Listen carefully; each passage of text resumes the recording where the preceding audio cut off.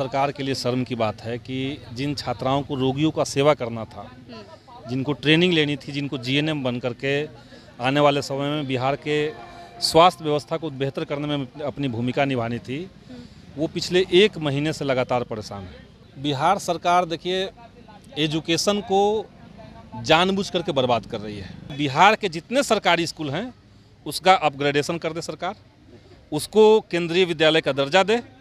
बहुत बड़ा खर्च नहीं है इसमें।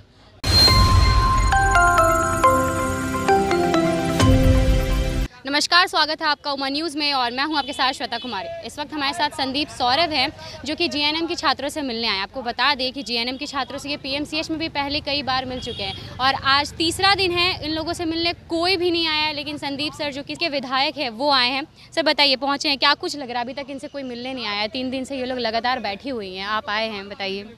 देखिए, ये बहुत सरकार के लिए शर्म की बात है कि जिन छात्राओं को रोगियों का सेवा करना था, जिनको ट्रेनिंग लेनी थी, जिनको जीएनएम बन करके आने वाले समय में बिहार के स्वास्थ्य व्यवस्था को बेहतर करने में अपनी भूमिका निभानी थी, वो पिछले 1 महीने से लगातार परेशान है। मेल पुलिस द्वारा इनकी पिटाई हुई है। पिटाई के बाद इनको डिटेन किया गया, थाने में रखा गया रात भर। वहाँ भी हम लोग पहुँचे थे और सरकार से हमने बात करने की कोशिश की कि भाई कोई तर्क तो सरकार के पास हो। ये कौन सी बात है कि पटना में आप 180 छात्राओं को रख नहीं पा रहे हैं। सरकार ये कह रही है कि हम लोगों को हॉस्टल नहीं मिल रहा है। अगर आपको मिल रहा है तो आप बता दीजिए। सरकार छात्रों से पूछ रही है हॉस्टल को लेकर। सरकार ने कहा कि उसने टेंडर निकाला, टेंडर किसी ने भरा नहीं। ये तो कोई तर्क नहीं हुआ। टेंडर अगर आपका किसी ने भरा नहीं तो इसका ये तो मतलब नहीं कि पटना में जगह नहीं है। सारे मकान मालिक, सारे बिल्डिंग वाले लोग तो टेंडर खोल के देख नहीं रहे कि हमको भरना है। तो सरकार को चाहिए कि उसमें कोई क्रिएटिव आइडिया अपना निकालें। स्टूडेंट्स तो यहाँ तक तैयार है कि हम first year, second year, third year तीनों एक साथ रहना नहीं है हमें। आप बैच वाइज अलग अलग रख दीजिए। 50-60 स्टूडेंट्स को एक साथ रखिए, 50-60 को एक साथ रखिए, ऐसे रखिए तो अरेंजमेंट हो जाएगा। इससे भी अगर नहीं हो रहा है तो सरकार सीधे सीधे HRA दे, हाउस रेंट अलाउंस इनको दिया जाए और साइनाडाइड तुरंत खत्म हो। ये 2 मांग अभी है। इस मांग को लेकर के हमारी पार्टी के विधायक दल के नेता कॉमरेड महबूब आलम इन छात्राओं के साथ स्वास्थ्य मंत्री से भी मिले, सीएम से भी उनकी फ़ोन पे बात हुई, मेरी भी सीएमओ में बात हुई थी और अलग अलग अधिकारियों से भी हम लोग मिले थे। लेकिन सब जगह एक ही डायलॉग दिया जा रहा है कि हमने कोशिश की लेकिन पटना में कोई टेंडर नहीं भरा। सर, अगर छात्रों की बात करें तो बिहार में सिर्फ यही छात्र नहीं हैं। सीटेट वाले छात्र भी लगातार 19 दिन से धरना कर रहे हैं और यहाँ पे बिहार सरकार जो उनका सुन नहीं रही है कुछ भी। बिहार सरकार देखिए एजुकेशन को जानबूझ करके बर्बाद कर रही है। हर दिन अखबार में आप पढ़ेंगी कि शिक्षा मंत्री कभी बोल रहे हैं, कभी सीएम बोल रहे हैं, कभी प्राइम मिनिस्टर बोल रहे हैं कि देश में जो प्राइवेट स्कूल और प्राइवेट यूनिवर्सिटी है ये बढ़िया काम कर रहा है। तो एक सुनियोजित प्लान है कि जनता को सरकारी स्कूलों से पुश करके उनको प्राइवेट की तरफ धकेलिए। जो उनके पेरेंट्स हैं, माँ बाप हैं, वो अपनी ज़मीन बेच दें और ज़मीन बेच के बच्चों को महंगे स्कूलों में दाखिला करा दें। ये तो संभव नहीं है। किसान मजदूर के तो बच्चे सरकारी स्कूलों में ही जाएंगे। तो उन सरकारी स्कूलों में जब शिक्षक नहीं है, सरकार को ये पता है कि शिक्षक नहीं है। सरकारी आंकड़े बता रहे हैं कि बिहार में करीब 2,75,000 के आसपास पद खाली हैं। इसके बावजूद अगर सरकार सिर्फ तारीख पे तारीख दे रही है, अगर सरकार सिर्फ गोलेबाजी कर रही है तो इसका कोई मतलब नहीं है। सर, आपने प्राइवेट स्कूलों की बात की तो मैं आपको बता दूं कि अभी जो इतना वायरल सेंसेशन सोनू बना हुआ है, उसको भी जब पढ़ाने की बात हुई, आईएएस बनाने की बात हुई, तो भी ये कहा गया कि तुम्हारा जो दाखिला है वो हम प्राइवेट स्कूलों में करा देंगे। सरकार के लोग ये बात कह रहे हैं कि तुम्हारा दाखिला हमें प्राइवेट स्कूल में करा देंगे। सरकार के भीतर शर्म तो बची नहीं है और ये पिछले 2 दशकों से हम देख रहे हैं कि सरकार खुल करके अपनी बेशर्मी को जाहिर कर रही है। जैसे जब अटल बिहारी वाजपेयी प्रधानमंत्री थे तब इन लोगों ने शिक्षा व्यवस्था में सुधार करने के लिए कमेटी बनाई थी। उस कमेटी का नाम था अंबानी बिरला कमेटी और कमेटी को तैयारी 2 लोग करने वाले थे, कुमार मंगलम बिरला और मुकेश अंबानी। मतलब देश के 2 बड़े कॉरपोरेट जो लुटेरे हैं, जो पैसा सिर्फ कमाना जानते हैं, उनको उस समय की सरकार ने कहा कि आप शिक्षा की नीति बना दीजिए। सरकार ने खुलेआम का उन लोगों ने बनाया और उसमें लिखा गया कि भाई शिक्षा का एकमात्र उद्देश्य है मार्केट को बढ़ाना, सामाजिक मूल्यों को बचाना, सामाजिक मूल्यों में कुछ नए तत्वों को जोड़ना, उनका प्रचार प्रसार करना। ये शिक्षा का उद्देश्य नहीं है। ये उसी समय सरकार ने कहा और तब से लेकर के आज तक उसी पॉलिसी पे सरकार चल रही है। इसीलिए आज सोनू पे बात हो रही है, लेकिन सोनू का जो संकट है, सोनू ने जो कहा कि हम लोग को हमारे स्कूलों में पढ़ाई नहीं हो रही है, उस पर बात नहीं हो रही है। अगर सरकार को सोनू की चिंता होती तो उसको 50,000 कोई जा करके चंदा दे रहा है, कोई पैसा उसको गिफ्ट कर दे रहा है कि आप बढ़िया बोलते हैं, आप 50,000 लीजिए।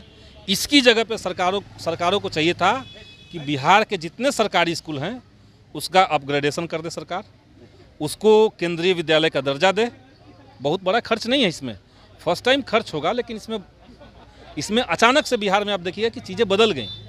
तो केंद्रीय विद्यालय का आप दर्जा दे दीजिए सारे स्कूलों को।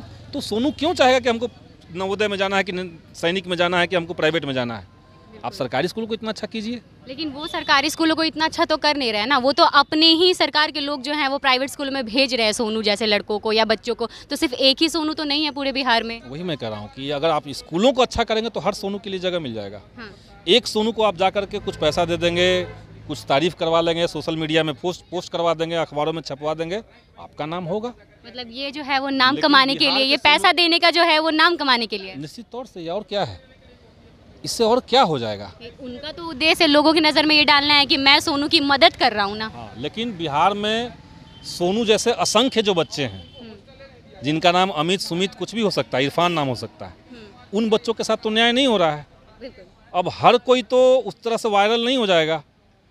स्लम डॉग मिलेनियर जो फिल्म में कॉन्सेप्ट बना हुआ है कि स्लम से भी निकला हुआ कोई एक मिलेनियर बन सकता है, वो तो 1-2 बन सकता है, बाकी स्लम की स्थिति तो ठीक नहीं हो सकती है।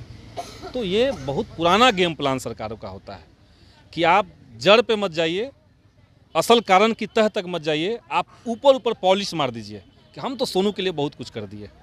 मतलब अपनी कमियों को छुपाने के लिए वो सोनू को इतना खर्च करे, इतना अफोर्ड करे सोनू को लेकर। वोट दे करके सरकार चुनती है, तो सरकार को चाहिए कि जनता के लिए सोचे, लेकिन सरकार तो पूंजीपतियों के लिए सोच रही है सिर्फ। ये चीज़ें कैसे ठीक होंगी? सारे कॉरपोरेट्स को, सारे प्राइवेट सेक्टर को, एजुकेशन का पूरा इलाका खोल दिया गया कि आप जाइए बिजनेस कीजिए। हर दिन एक न्यू स्कूल खुल रहा है। जैसे बाजार से जाकर के लोग मोबाइल खरीद रहे हैं, वैसे बाजार से जाकर के शिक्षा खरीदिए। आपके पास ज़्यादा पैसे हैं तो आप बढ़िया शिक्षा खरीदिए, आपके पास कम पैसे हैं तो आप उस स्कूल में जाइए जहाँ पे टीचर ही नहीं है। यही चल रहा है बिहार में। ये चीज़ें ठीक कैसे होंगी? सरकार बदलिए, सिस्टम बदलिए, इस तरह के माने सिस्टम खत्म हो।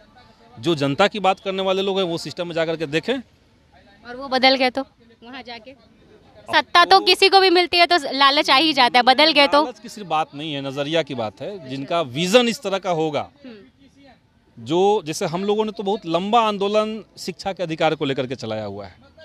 मैं पिछले 14 साल से इस तरह के मूवमेंट से जुड़ा हुआ हूँ। तो हम लोग तो देश के तमाम अलग अलग राज्यों में जाकर के पॉलिसी लेवल पे चीज़ों को कैसे दुरुस्त किया जा सकता है, इसको भी हम लोग देखे हैं। बिहार के साथ संकट ये है कि यहाँ कोई भी पॉलिसी बन रही है तो एसी कमरे में, जो शिक्षा विभाग सचिवालय के अंदर है, एसी कमरे में बैठ करके अधिकारी बनाता है, शिक्षा मंत्री साइन करता है और वो जारी हो जाता है। ग्राउंड लेवल पे जाके चेक नहीं करते। जैसे आप एक एग्जांपल मैं तो दे ही रहा हूँ कई बार कि अभी सरकार की जो योजना चल रही है किताबों के बदले पैसा देना, ये पूरे देश के अंदर एकमात्र राज्य बिहार है जहाँ ये पॉलिसी है। बाकी स्टेट में गवर्नमेंट जो है वो बच्चों को किताबें प्रोवाइड करवाती है, यहाँ भी पहले था। अब सरकार करी कि हम स्कूलों में बच्चों को किताब नहीं देंगे, उनके हाथ में भी नहीं, उनके अकाउंट में पैसा दे देंगे। अब अकाउंट में पैसा आएगा और उस पैसे को निकाल करके बच्चे किताब खरीद लेंगे। इसकी पॉसिबिलिटी बिहार में फ़िलहाल 20% है, सिर्फ 20% हुआ, बाकी जो 80% बच्चे हैं उनके पास ये नहीं हुआ। तो ये विधानसभा के अंदर अगर सरकार का ये फेल्योर है, विधानसभा के अंदर इसको पॉइंट आउट करके आंकड़ों के साथ मैंने रखा, शिक्षा मंत्री ने जब सुना और तथाकथित रूप से नोट भी किया, तो इस पर कार्रवाई क्यों नहीं हुई? अभी 2 दिन पहले फिर खबर आई कि सरकार पैसा भेज रही है अकाउंट में। हम लोग एमएलए हैं, हम लोग गांव में जाते हैं, स्कूलों का दौरा करते हैं, हम देखते हैं कि बच्चों के हाथ में किताब ही नहीं है, अकाउंट में पैसा सरकार ने भले भेज दिया हो। बिल्कुल। तो ये दिक्कत है ना। पॉलिसी बनाने के लिए आपको ग्राउंड लेवल पे चीज़ों को समझना पड़ेगा, जानना पड़ेगा, जो सरकार फिलहाल नहीं कर पा रही है। चलिए, तो ये थे हमारे साथ संदीप सौरभ जी, जिनका कहना था कि सरकार जो है वो बच्चों को किताबें नहीं पैसे दे रही है कि वो किताबें खरीद ले उस पैसों से, लेकिन उसका क्या सही इस्तेमाल हो पाएगा या नहीं। सरकार जो है वो अच्छे से काम नहीं कर रही है, तो इसको बदलने की ज़रूरत है। फिर बहुत सारी चीज़ों पे हमारी बातचीत हुई, बताया गया कि सोनू जो है वो एक नहीं है, बहुत सारे सोनू हैं जिनको पढ़ाने की ज़रूरत है। बहुत सारे सोनू को पढ़ाने की नहीं, स्कूलों को सही बनाने की ज़रूरत है। आप देखिए इस पूरी रिपोर्ट को। फिलहाल इस खबर में इतना ही। मैं आपके साथ श्वेता कुमारी, धन्यवाद।